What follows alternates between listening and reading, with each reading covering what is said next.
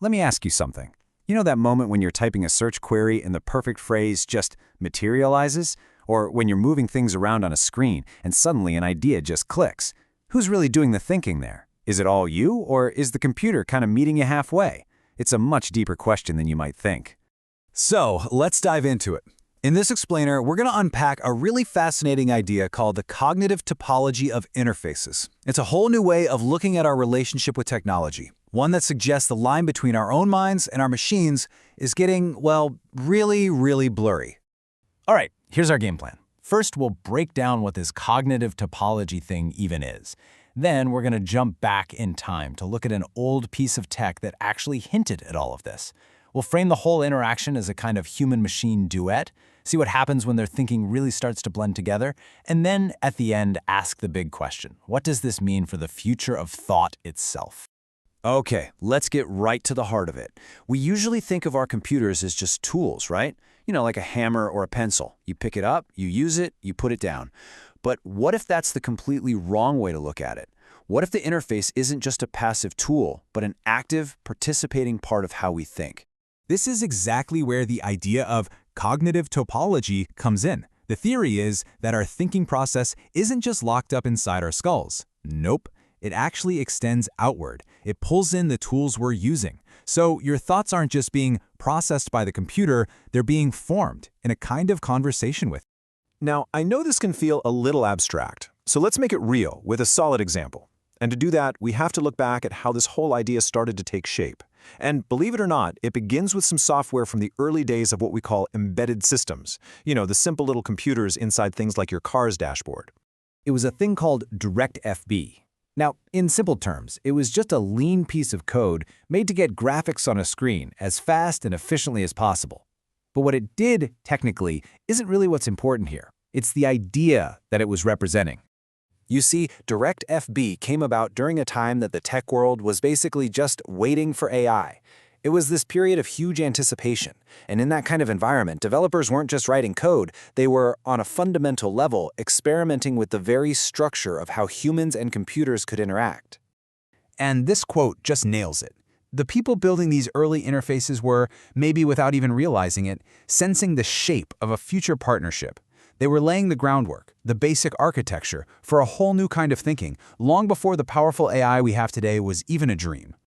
So how does this partnership actually work in practice? Well, the best way to think about it is like a musical duet. It's not a solo performance by you, where the machine is just a passive instrument. No, it's a real collaboration, where both performers are bringing something totally unique to the stage. And this breaks it down perfectly.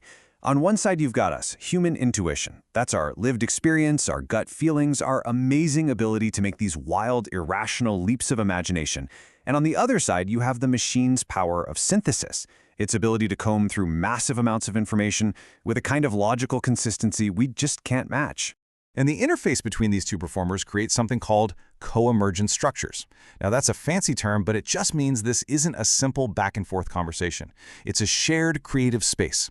An idea might pop into your head, you give a little piece of it to the machine, and it hands you back a connection, a new angle, that lets you complete a thought that neither of you could have come up with on your own. This is where the duet really starts to cook. When this interaction is firing on all cylinders, the line between the two performers, it starts to fade, and something entirely new starts to emerge from that collaboration.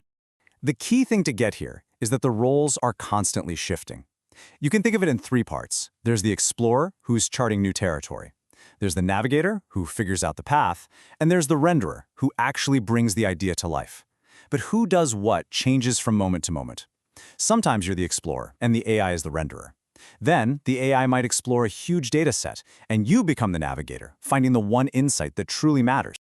This dynamic back-and-forth dance has a name, metamorphic interweaving. And it's exactly what it sounds like, a real, genuine blending of our thought process with the machines.